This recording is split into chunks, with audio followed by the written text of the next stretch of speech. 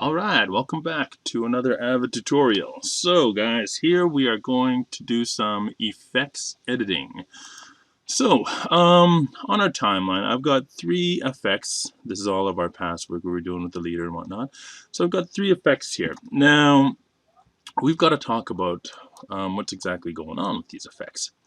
Okay, so let's see. Whenever I want to get to the effects panel, I go into my master bin here, and I find my this is the effects where they store the effects. So here you see your video effects, here you see your audio effects, and these are all the categories for the different effects.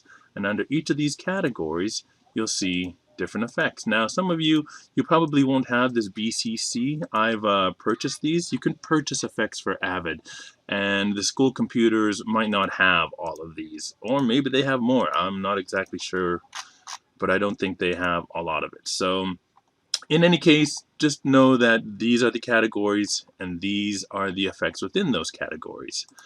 Okay, so let's take, for example, we want to do a, I don't know, anamorphic mask. So I put this mask onto our, sorry, just so you know, again, I drag the icon onto the clip and boom.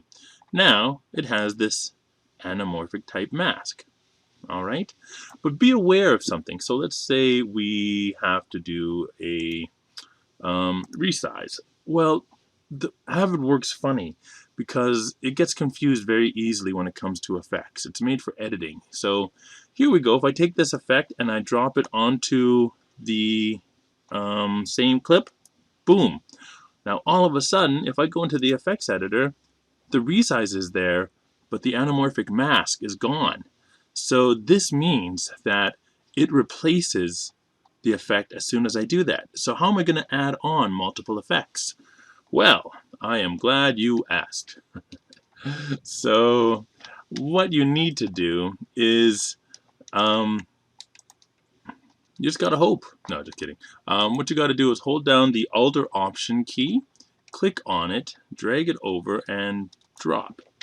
Now, if I go into the effects editor, I can see that, oh, I dropped on the same one. Oops, that was kind of dumb. All right, so to remove it, I just go to Remove Effect, boom, and then there's one more left. So I'll go into my resize, which was Image, resize, hold down Alt or Option, and I put it on. Boom. Now how are we going to check that? There are 2 ways. First way is we go into our effects mode. There's our resize. There's our 16:9 mask. So say, for example, I want to fix the aspect ratio so it scales in. But look at that. See how, notice how the mask is going to stay on. So if I resize, we lose that mask. All right, just keep that in mind. Okay, so if I use my mouse wheel, I can also go down by points by hovering over this. There, 100%. So you have to be aware that the order of operations matter. So if I hold down Alt and I click here, you can see that I can change the order of operations. So now, when I resize, we keep the mask. All right, so the order of operations, how you put on your effects matters. Anyway, I was showing you that how are we going to see our effects? So going into the effect editor is one. And again, holding down Alt or Option allows you to change the order if you click on the icon. The other way, and this is kind of different, is if you turn on this red arrow and you double click, you'll see this 1.1 track.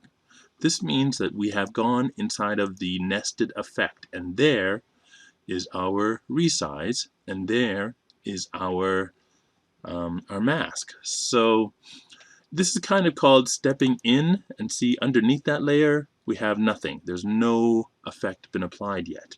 So what I see a lot of students do is that they'll double click on a shot and it thinks, oh, no, this one.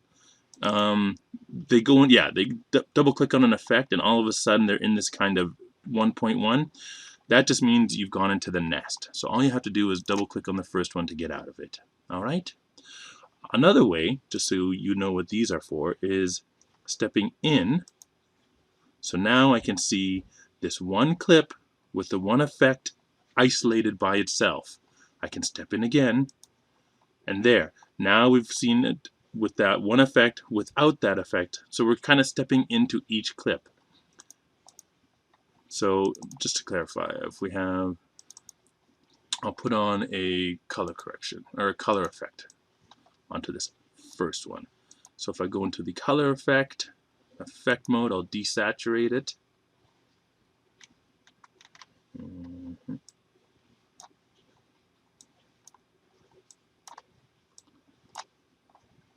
Oh, that's the gain.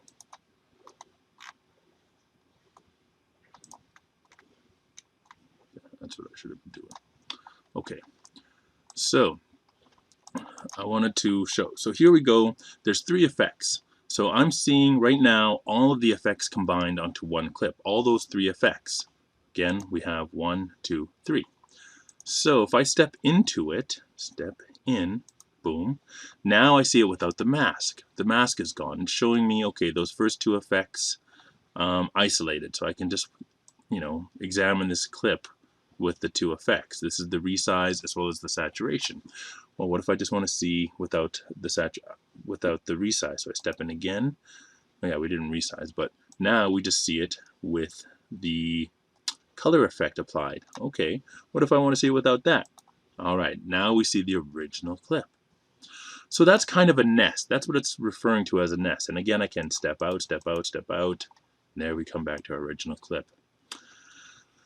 So, yeah, so if you want to manipulate each effect by itself, I mean, you park your position indicator over the clip that you wish to affect, then you apply your effect onto it, and then you can go into your effect mode, and let's start talking about the parameters. So here, for resizing. So look, I didn't click on this aspect ratio this last time, so now the height is actually, oh, oops, that's how it's supposed to be. Sorry, I'll leave the mask as it's supposed to be. The resize is kind of what you guys are going to be playing with more. If I didn't do the if I just unchecked the fixed aspect ratio, I could scale on just the y-axis, which stretches it out. Not very cool. Or I could stretch it on the x-axis. Again, not very cool. That's why we like to fix it. And so if you're ever doing pan and scan or working with 4K footage, you can zoom into a shot, especially if you're working on a HD project with 4K or bigger footage, and you can do things like camera moves in post where, say for example, yeah, so we have a shot here, and let's go to the beginning of the clip. This is the timeline of the clip, the shot itself. If I make a keyframe, add 12 parameters, add to active groups. Actually, I needed to have this keyframe on this X is what I really need. And at the end of the shot, I want to scan the shot over. Again, this is called a pan and scan technique. I only recommend it when you have 4K footage or higher and you're working in an HD project. So take a look what happens. We add to active parameter. Okay, so we have 1 keyframe, 2 keyframes, and take a look. Nothing happened. Oh, that's why this one. Okay, so what happened was that I set the parameter right here is 128 at this X position, and the parameter is 128 at this position. I've got to make it go over. Avid's a little funny when it comes to keyframes. You have to make sure that, just remember that whenever the one that's highlighted, that's the one that you're actually changing. So that's where my end position is, and my first position is going to be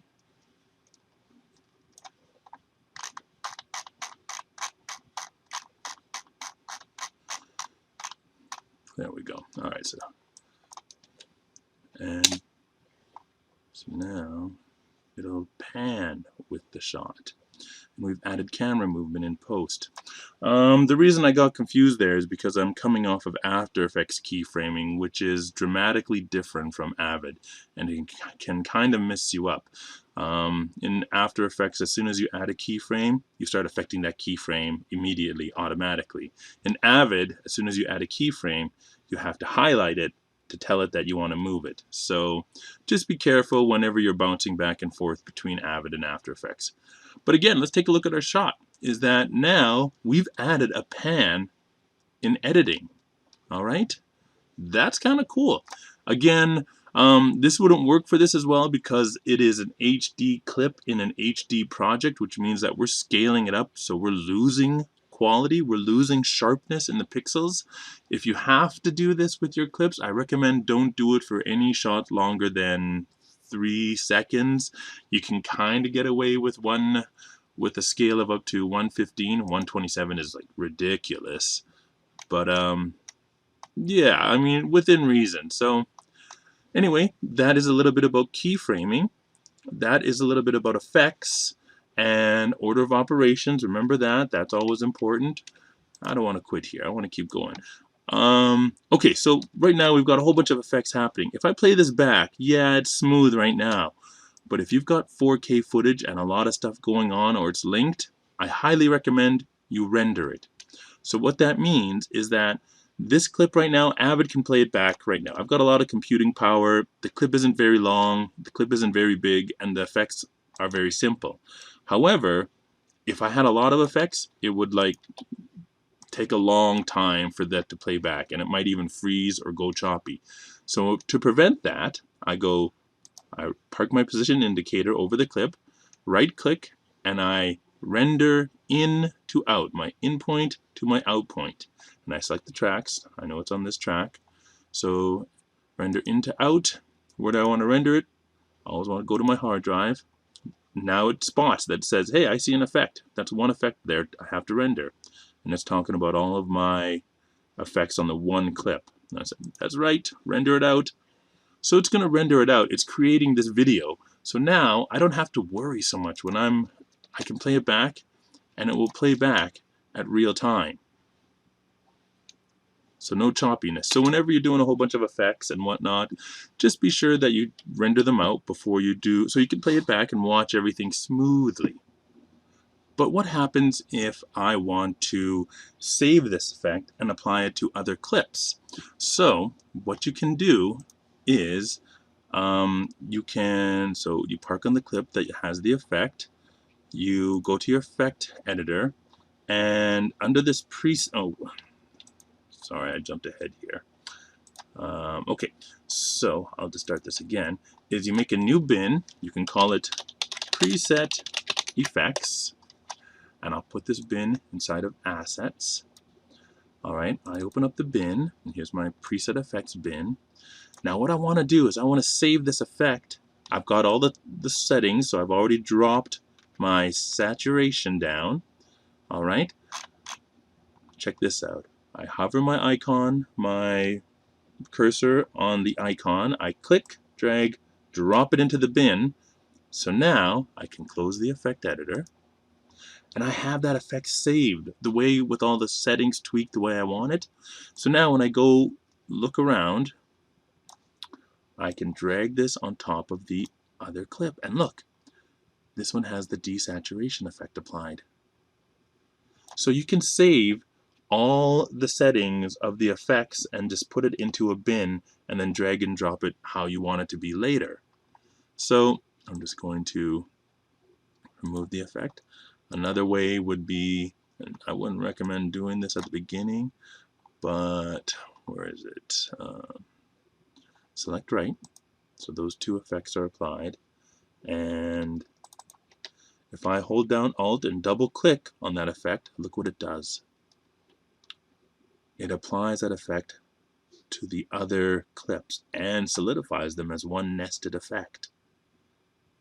So again, one more time, there's two clips here. I park my position indicator. I choose select right to choose everything to the right of this position indicator. I get on my hover over the icon that I choose to affect, hold down Alt or Option on a Mac, double click, and now it's applied that effect to all of the clips that were highlighted. Control Z, Command Z to undo. All right, so that is some basics of the effects. What are some common effects, I guess I should go through, that I see happening a lot? All right, so blend. This one is what you really want to look for. So hold on, we put on a blend effect, the 3D warp. I go into effect panel and say, I like 3D warp more because yes, you can crop in, which is nice. That's good. So you can scale. This one though gives you options for rotation. So if I need to rotate it, it makes a big difference. It's a little bit funky, but you get the idea. So Z rotates center point counterclockwise, clockwise. X, remember your trigonometry? It's flipping it in 3D space. That's why it's a 3D warp. Y, you get the idea. So perspective, like there's all sorts of ways you can manipulate this image. So if you want it to come up like that, and again, you can make keyframes for all of this sort of stuff. So 3D warp, pretty useful. I like that one. I'm going to remove effect. What's another one? Dip to color. Dip to color is also very useful. So if you take this, you can drag the effect, but this one has to be applied on the cut itself. So the edit point, not in the middle. It'll appear at the cut. So now it's going to black, but if I wanted to have kind of a different look to it, so here's my effect editor, what background color do I want it to have? So it's going to ask. I will increase the hue, saturation, and the luma. So the hue is what I want to change. So you can see I can choose all of these different colors, or maybe I just make it change the saturation. So it's either it's all desaturated. So if I want to have a dip to white, this is what I can have. So you got the idea. Remove the effect. Dissolve is your basic dissolve. Picture in picture. I don't think I have enough material to do that.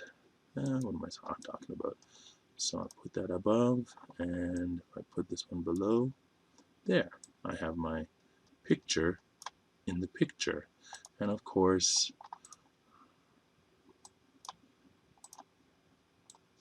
I can put this where I need it to be.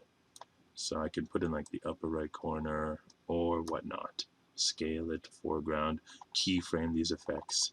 So what I did was basically you apply the effect on the clip that you want to minimize, and then you put the clip under it. See, if I go here, there's no clip there. But now it's looking at this clip over top of this clip. I'm just going to Control Z, Control Z, Control Z, Control Z. And again, you can build this effect with that 3D warp as well. So, I mean, there's more than one way to do these sort of things. What else can I show you guys? Wipes, you know, your Star Wars wipes. Film. Generators for time code. Closed captioning. I don't know if you guys have that. Image is what you guys... here's a very useful stuff that I see a lot of times. So sometimes whenever you're crossing the line or crossing the axes, it doesn't look right. So what we'll do is we might just either flip the image. If it's sometimes you have to place the camera upside down in a shot. Well, flip or flop the image. That's more common, where it reverses it. Or you will do a flip-flop, which isn't too often. What else? Color effects. So again, this isn't so much color correction though. It's just an effect. All right, this will be your white point and your black point. Add some more contrast into it. Yeah, I don't want to get into that. This isn't the color correction video yet. Stabilize, we'll cover that a little bit later. Same with tracking. Keying is for color keying, basic keying. This is not for full-on green screen work. This is just a basic temporary green screen kind of stuff. I think those are the biggest ones. Pan and scan is what we were doing earlier. Yeah, okay. So those are just some basic effects. Like, I remember when I first started doing Avid editing, I wanted to do all of these effects. Avid is not so much the effect place to do it. You want to go into another software. This is just for like the basic handling of clips, getting it sequentially ordered, and getting this to other programs to do those bigger things. So yeah, but you can get a lot of it started here. Anyway, I hope this has helped you out. Now you've learned a little bit about effects, keyframing effects, nesting effects, stepping in, stepping out, effects presets. And yeah, so having said that, I'm going to take this opportunity to end recording.